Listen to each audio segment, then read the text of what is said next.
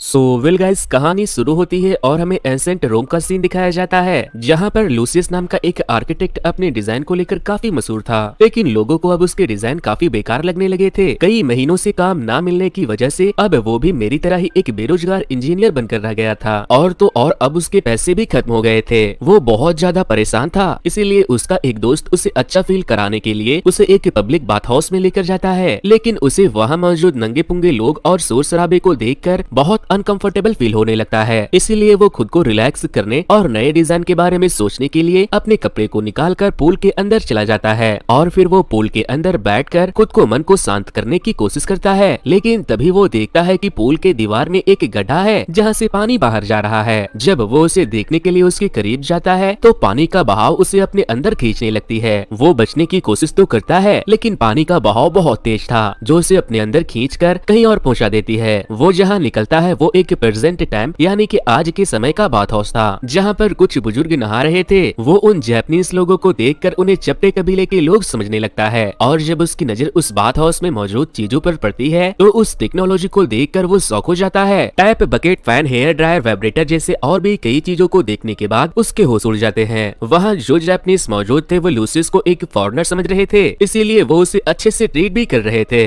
Lucius को लग रहा था कि ये सब चीजें उस स्विमिंग पूल के नीचे है और ये लोग स्लेव है। लेकिन जब वो उस बाथ हाउस से निकलता है तो वो देखता है कि वो दूसरी दुनिया में आ गया है। फिर वो वहाँ से एक लेडीज बाथ हाउस में चला जाता है, जहाँ बहुत सी महिलाएं उसके हथियार को देखकर डर जाती है और उसके सर पर एक डब्बा दे मारती है, जिससे वो बेहोश हो जाता है। उसके बेहोश होते ही मियामी नाम की एक लड़की वहाँ आती है और उसका स्केच ड्रॉ करने लगती है, क्योंकि वो एक कार्टूनिस्ट बनना चाहती थी। तभी वहाँ वो बुजुर्ग लोग आ जाते हैं जिन्होंने लूसियस को पहले देखा था। वो उसे उठाकर वहाँ से मेल बाथ हाउस में लेकर जाते हैं और उसे एक टॉवल पहनाकर बैठा देते हैं। फिर उनमें से एक आदमी लूसियस को एक मिल्क शेक पीने को देता है, जिसका टेस्ट उसे बहुत पसंद आता है। वो सोचने लगता है कि चपटे कबीले के लोगों ने भला दूध को इतना टेस्टी कैसे बना दिया। अब सीन शिफ्ट होती है वापस से एंसेंट टाइम में, जहाँ लूसियस का दोस्त उसे होश में लाने की कोशिश कर रहा था। तभी उसे होश आता है तो उसे लगने लगता है कि शायद अभी अभी उसने कोई सपना देखा होगा। तभी उसे अपने पास वो मिल्क शेक का बोतल मिलता है, जिससे वो समझ जाता है कि वो सपना नहीं सच था। इसके बाद हमें कुछ महीनों के बाद का सीन दिखाया जाता है, जहाँ लूसियस ने अपने एक क्लाइंट के लिए एक नया बाथ हाउस डिजाइन किया था, जिसमें वो सारी चीजें मौजूद थी जो उसने फ्यूचर में जाकर उन चपटे कबीले वालों के पास देखा था। उसने बिल्कुल वहाँ के जैसे कर्टेन, हेयर ड्रायर, बास्केट जैसे और भी कई चीजों के साथ साथ फ्लेवर वाला दूध भी रखवा दिया था, जिससे उस बाथ हाउस में भर भर कर कस्टमर आ रहे थे। पूल में मौजूद एक बूढ़ा आदमी लूसियस से कहता है कि काश नहाने की ये सुविधा सबके घरों में होती, क्योंकि बहुत से गरीब लोग पैसे देकर नहाने के लिए बाथ हाउस में नहीं आ सकते। लूसियस सोचने लगता है और तभी उस बूढ़े का स्क्रबर पूल में गिर जाता है। वो उसे लेने के लिए पानी के अंदर चला जाता है। पानी के अंदर लूसियस सोच रहा था कि आखिर किस तरह से रोम के हर घर में नहाने का व्यवस्था किया जाए। तभी एक बार फिर से पानी की लहरें उसे बहाकर एंसेंट टाइम से प्रेजेंट टाइम में पहुंचा देती है। इस बार वो एक घर के पर्सनल बाथरूम में उठता है, जहाँ के बाथटब का पानी बहुत गर्म था।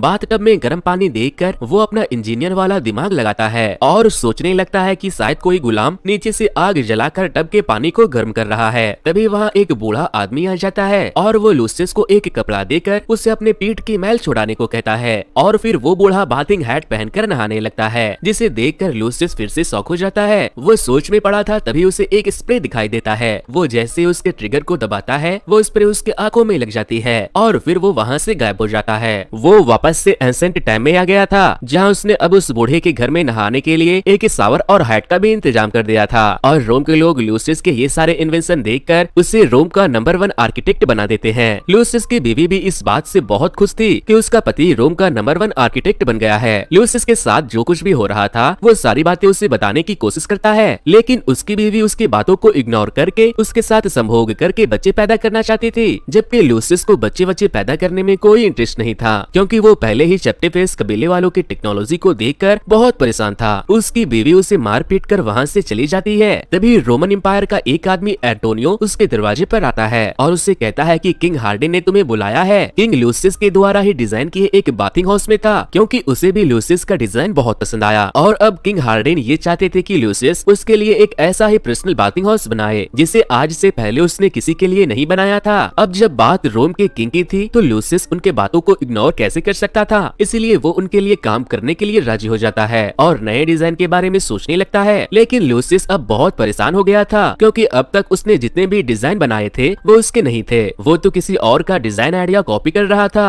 वो सोचता है कि उसे वापस से चप्पे कबीले वालों के पास जाकर उनकी कुछ और टेक्नोलॉजी देखनी चाहिए। वो दौड़कर पब्लिक बाथिंग हाउस में जा रहा था ताकि वो वापस से फ्यूचर में जा सके, लेकिन रास्ते में ही वो एक पानी से भरे गड्ढे में गिर जाता है और जब वो वहाँ से बाहर निकलता है तो वो प्रेजेंट टाइम का एक बाथरूम स्टोर में पहुँच गया था जहाँ मियामी भी काम करती थी। लूसियस उस बाथटब को देखकर बहुत खुश था, लेकिन मियामी के साथ काम करने वाला एक एम्प्लॉय उसे देखकर डर जाता है और अपने बॉस को बुलाने के लिए चला जाता है। तभी लूसियस अपने सारे कपड़े निकाल कर उसे सुखाने लगता है तो मियामी शर्माते हुए उसे टॉवल लपेटने के लिए देती है, जिसके बाद लूसियस उसे एक सिक्का देता है और उसे अपने साथ उस जगह को घुमाने को कहता है। लूसियस पेइंग सिंक को बड़े ही ध्यान से देख रहा था। तभी स्टोर का ऑनर वहाँ आता है तो वो उसे अपने साथ वहाँ से लेकर दूसरी तरफ चली जाती है जहाँ जकूजी और टीवी को देखकर वो हैरान हो जाता है। वो सोचने लगता है कि इन लोगों की टेक्नोलॉजी हमारे रोम के टेक्नोलॉजी से बहुत आगे है। तभी लूसियस को लैट्रिन लग जाता है तो वो मियामी से लैट्रिन के बारे में पूछता है। वो उसे अपने साथ टॉयलेट में लेकर जाती है। उसे समझ नहीं आता कि वो क्या है, लेकिन वो जैसे ही आगे जाता है तो टॉयलेट का सीट ऑटोमेटिक ओपन हो जाता है। वो उसके ऊपर बैठकर सोचने लगता है कि टॉयलेट के लिए पता नहीं इन चपटे कबीले के लोगों ने इस बाथरूम के पीछे कितने गुलामों को कैद करके रखा है। तभी वो गलती से एक बटन को प्रेस कर देता है जिससे कि फ्लशिंग नोजल जब निकलकर उसके बम्प पर स्प्रे करता है तो उसे लगता है कि जैसे वो जन्नत में पहुंच गया हो।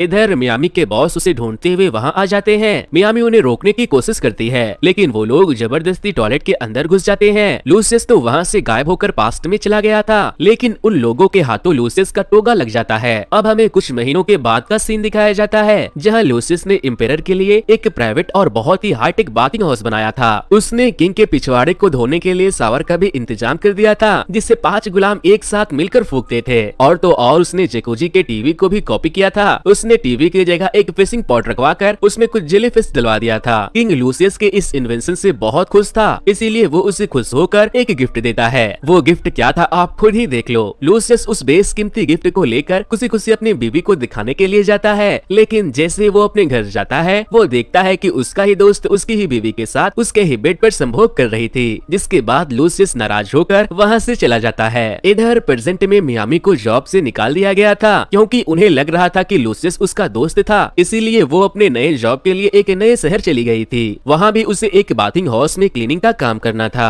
मियामी लूसियस के उस टोगे और कॉइन को उन बूढ़ों को दिखाती है जो उन्हें बताते हैं कि ये सिक्का और टोगा एंशिएंट रोम टाइम का है। जिसके बाद मियामी एंशिएंट रोम और किंग हार्डिन के बारे में बुक में पढ़ने लगती है। इधर बीवी के बेवफाई के गम में लूसियस पी पाकर पड़ा हुआ था। तभी वहाँ राजा का एक खास आदमी आता है और वो लूसियस को अपने साथ लेकर राजा के पास जाता है। लूसियस जब राजा के पास जाता है तो वो उससे कहता है कि उसका एक लौता बेटा कुछ दिनों पहले ही नाइल नदी में मर गया, लेकिन उसके मरने के बाद नदी में एक क्रोकोडाइल मेरे बेटे का रूप लेकर मेरे पास आया। इसीलिए मैं चाहता हूँ कि तुम मेरे बेटे के लिए एक बाथटब बनाओ ताकि उसे किसी भी तरह की परेशानी ना हो और वो अच्छे से रह सके, लेकिन अगर मेरे बेटे को कुछ भी हुआ तो मैं तुम्हारा सर कलम करवा दूंगा। इसके बाद लूसियस उस क्रोकोडाइल के बाथिंग हाउस में उसके पूल को देखने के लिए जाता है और अपने कपड़े उतारकर बाथिंग टब में घुस जाता है, लेकिन तभी पानी में बबलिंग होने लगती है और वो एक बार फिर से पानी के जरिए टेलीपोर्ट होकर कहीं और पहुंच जाता है जहां कुछ लोग एक लड़की को एक औजार के स्टैचू पर बैठाकर पूजा कर रहे थे ताकि वो प्रेग्नेंट हो जाए। तभी लूसियस उन लोगों के सामने पहुंच जाता है और उसे देखकर सारी लड़कियां उसके ऊपर टूट पड़ती है, लेकिन बेचारा लूसियस अपनी इज्जत बचाकर पानी में वापस चला जाता है और इस बार वो वापस से प्रेजेंट टाइम में पहुंच गया था जहां वो पहले भी आ चुका था। वो फिर से उन्हीं बूढ़ों के पास पहुंच गया था। इस ट्रिप में लूसियस को थोड़ी चोट लग गई थी जिसका इलाज उन बूढ़ों ने किया था और उसका जख्म थोड़े ही देर में काफी हद तक ठीक भी हो गया था।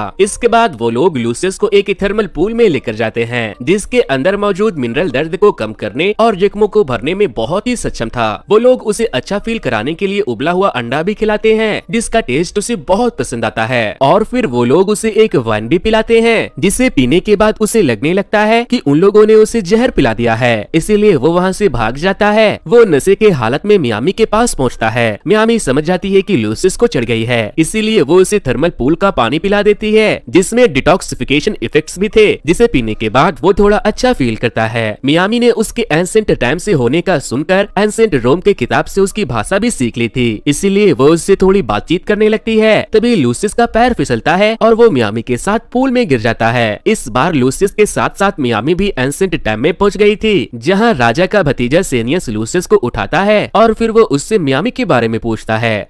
सीनियस बहुत ही ठरकी था। उसे मियामी बहुत पसंद आती है, वो उसे अपने साथ लेकर जाने लगता है। तभी वहाँ अंटोनियो आ जाता है और वो मियामी को बचा लेता है। इसके बाद लूसियस इम्पेरर के पास जाता है और कहता है कि मैं आपके मगरमच्छ आपके बेटे के लिए बाथिंग हाउस नहीं बना सकता, क्योंकि किसी जानवर को कैद करके रखना मेरे असूलों के खिलाफ है। राजा होने वाले जंग को लेकर पहले से ही बहुत परेशान था, ऊपर से लूसियस की बातों ने उसे और भी गर्म कर दिया था, क्योंकि एक तो उसने उसके लिए काम करने से मना कर दिया था और दूसरा उसने उसके बेटे को मगरमच्छ और जानवर कह दिया था। इसीलिए वो गुस्से में आकर लूसियस को रोम छोड़कर चले जाने का सजा देता है। इधर दूसरी तरफ हम प्रेजेंट टाइम के उन बूढ़ों को देखते हैं। उनमें से एक बूढ़ा पूल में कुछ देखकर उसे निकालने के लिए जाता है तो वो डूबने लगता है और उसे बचाने के चक्कर में सारे बूढ़े पूल में डूब जाते हैं। एंसेंट टाइम में लूसियस रोम छोड़कर जा रहा था, तभी उसे रास्ते में पहाड़ों से निकलता हुआ पानी दिखाई देता है। वो जब उसे टेस्ट करता है तो उसे समझ आ जाता है कि ये पानी में वही मिनरल्स मौजूद है जो चपटे कबीले वालों के थर्मल पूल में था। तभी वहाँ कुछ सैनिक आ जाते हैं और उसे वहाँ से भगा देते हैं। इसके बाद लूसियस वापस से रोम शहर लौट आता है, जहाँ मियामी उसे देखकर बहुत खुश होती है और उसे गले से लगा लेती है। फिर मियामी लूसियस से पूछती है कि ये कौन सा साल है, तो वो कहता है कि ये 135 सेड़ी है, जिस पर मियामी कहती है कि फ्यूचर में सेनियस राजा बनेगा और अंटोनियो रोम छोड़कर दूसरे शहर चला जाएगा और महामारी के चपेट में आकर मारा जाएगा।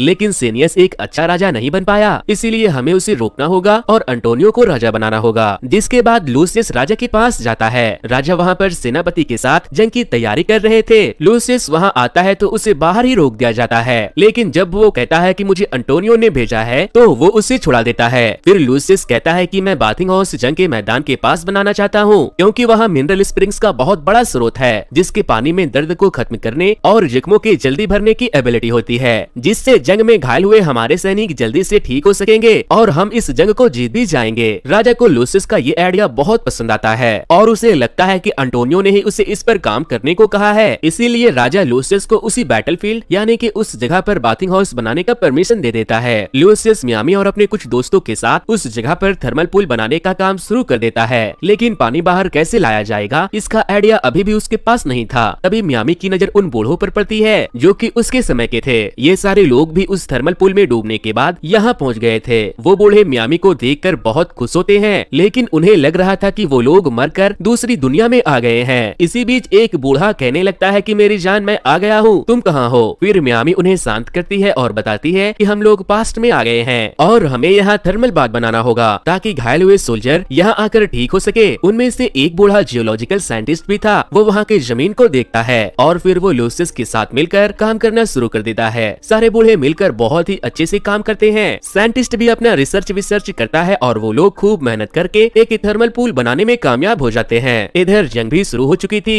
जंग में बहुत से सोल्जर घायल हो रहे थे। सारे घायल सोल्जर को इलाज के लिए थर्मल पूल में लाया जाता है, जहां वो लोग बहुत जल्दी ठीक हो रहे थे, लेकिन सोल्जर की आबादी बहुत ज्यादा थी, इसीलिए उन लोगों को बहुत सारे पूल्स बनाने पड़ते हैं। वो सैनिक भी पूल में खुद को ठीक होते हुए देखकर बहुत खुश थे। एक दिन लूसियस और मियामी बैठकर बातें कर रहे थे। लूसियस मियामी को थैंक्स कहता है, लेकिन मियामी लूसियस को पसंद करने लगी थी और लूसियस भी उसे पसंद करता था। तभी मियामी के आंखों से आंसू निकलने लगते हैं और वो धीरे धीरे गायब होने लगती है। मियामी कहती है कि मेरे जाने का वक्त आ गया है, जिस पर लूसियस कहता है हम दोबारा जरूर मिलेंगे। और फिर मियामी के साथ साथ वो बूढ़े भी वहाँ से गायब होकर अपने टाइमलाइन में पहुँच जाते हैं। कई महीनों के जंग के बाद किंग हार्डिन इस जंग को जीत जाते हैं और जंग जीतने के बाद किंग हार्डिन अंटोनियो को हमेशा अपने साथ रोम में ही रखने का फैसला करते हैं, क्योंकि उस दिन लूसियस ने अपने थर्मल पूल वाले प्लान को अंटोनियो का प्लान बताकर हार्डिन के सामने पेश किया था और अब किंग हार्डिन हमेशा उसे अपने पास रखने का फैसला कर लेते हैं और फिर किंग लूसियस को भी पूरे दिल से शुक्रिया करते हैं और उसे सम्मानित करते हैं। आज लूसियस भी बहुत खुश होता है। लूसियस का सम्मान किंग के साथ साथ रोम के पूरे लोग भी करते हैं और इसी के साथ ये मूवी यहीं पर